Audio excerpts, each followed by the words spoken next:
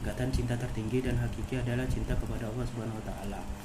Cinta kepada Allah Subhanahu wa taala berarti merupakan Allah Subhanahu wa taala dalam hati sanubari. Cinta merupakan unsur terpenting dalam ibadah.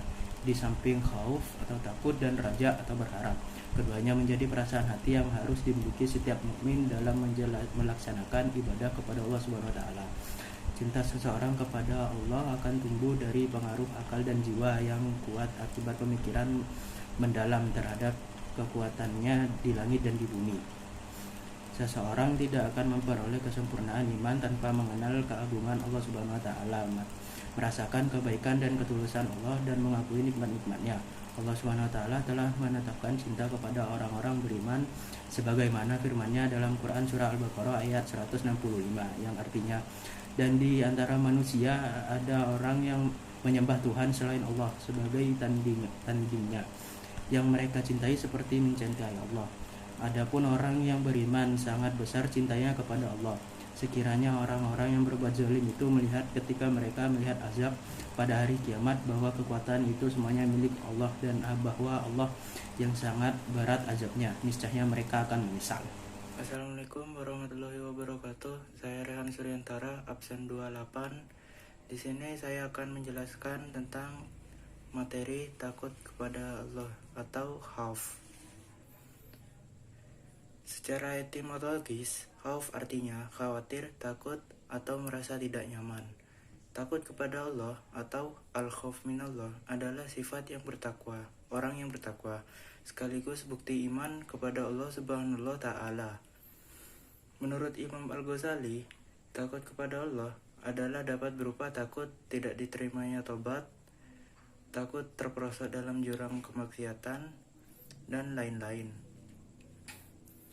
Rasa takut tersebut akan semakin bertambah seiring dengan bertambahnya pengetahuan hamba terhadap Allah Subhanahu wa taala.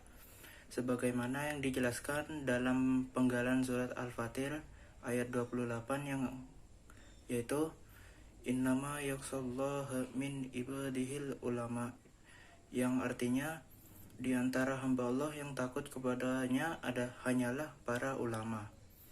Dan berikutnya adalah tanda-tanda takut kepada Allah Subhanahu wa taala. Yang pertama adalah menjaga lisan dari perkataan dusta. Yang kedua, menghindari iri dengki. Yang ketiga, tampak dari ketaatannya kepada Allah Subhanahu wa taala. Keempat, menjauhi makanan haram. Yang kelima, menjaga kaki dan tangan dari sesuatu yang haram. Dan yang terakhir adalah menjaga pandangan dari maksiat. Sekian dari saya. Wassalamualaikum warahmatullahi wabarakatuh. Assalamualaikum warahmatullahi wabarakatuh. Saya Dinda Initias nomor absen 8 akan menjelaskan materi tentang hakikat berharap kepada Allah Subhanahu wa taala atau biasa disebut dengan raja. Secara etimologis, raja berarti berharap sesuatu atau tidak mudah putus asa. Adapun menurut istilah, raja berarti berharap untuk memperoleh rahmat dan karunia Allah Subhanahu wa taala. Kebalikan dari sifat raja adalah mudah putus asa dari rahmat Allah Subhanahu wa taala. Sifat raja harus dibarengi dengan amal-amal soleh untuk meraih kebahagiaan di akhirat. Seseorang yang berharap kepada Allah Subhanahu wa taala namun tidak diimbangi oleh amalnya, maka ia berangan-angan belaka. Berharap kepada Allah Subhanahu wa taala atau biasa disebut dengan raja bisa dilakukan di saat atau setelah seseorang melakukan ikhtiar atau usaha. Hal ini sebagaimana dijelaskan dalam firman Allah berikut ini. Bismillahirrahmanirrahim. Innallazina amanu wallazina hajaru wajahadu fi sabilillah ulaika yarjuna rahmatallah wallahu ghafurur rahim.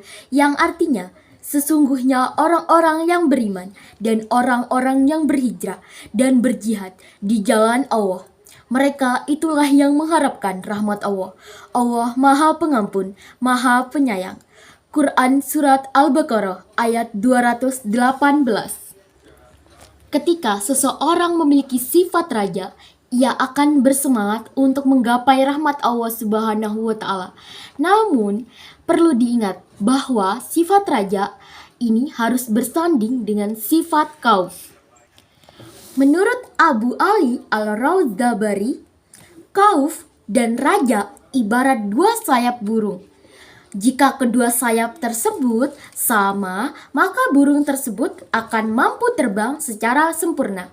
Namun, jika kurang, maka terbangnya juga kurang sempurna. Dan jika salah satu sayap itu hilang, maka burung itu akan tidak bisa terbang. Apabila kedua sayapnya hilang, maka tak butuh waktu lama, burung tersebut akan mati. Sikap khauf dapat mencegah seseorang berbuat dosa. Namun, sikap raja dapat mendorong untuk taat kepada Allah Subhanahu wa taala. Imam Ghazali pernah ditanya, manakah yang lebih utama antara sifat khauf dan sikap raja? Beliau balik bertanya, manakah yang lebih nikmat antara air dan roti? Bagi orang yang kehausan, air lebih tepatnya. Namun, bagi orang yang kelaparan, roti lebih tepatnya. Jika rasa dahaga dan lapar bersama-sama dengan kadar yang sama, maka air dan roti dapat dikonsumsi bersama-sama.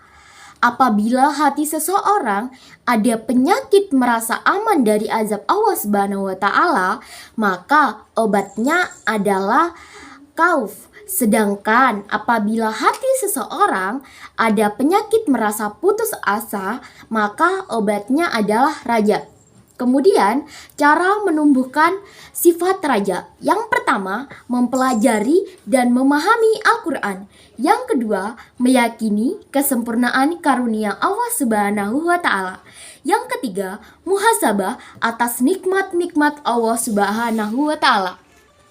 Kemudian, manfaat sifat raja. Yang pertama, merasa nikmat dalam beribadah kepada Allah Subhanahu wa taala. Yang kedua, menumbuhkan sifat optimis. Ketiga, semangat dalam ketaatan kepada Allah Subhanahu wa taala. Yang keempat, tenang dalam menghadapi kesulitan. Sekian materi dari saya. Materi selanjutnya akan dibahas oleh teman saya. Hakikat tawakal kepada Allah Subhanahu wa taala. Pengertian dalil tawakal kepada Allah Subhanahu wa taala. Secara bahasa, tawakal berarti memasrahkan, menanggungkan sesuatu, mewakilkan atau menyerahkan.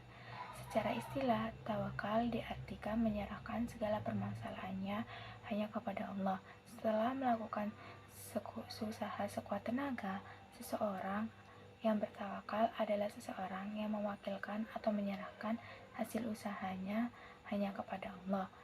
Hal ini tertuang dalam banyak Al-Quran, diantaranya adalah Quran surat Al-Maidah ayat 23 yang berbunyi, A'udzubillahi minasyaitonirrajim, Bismillahirrahmanirrahim.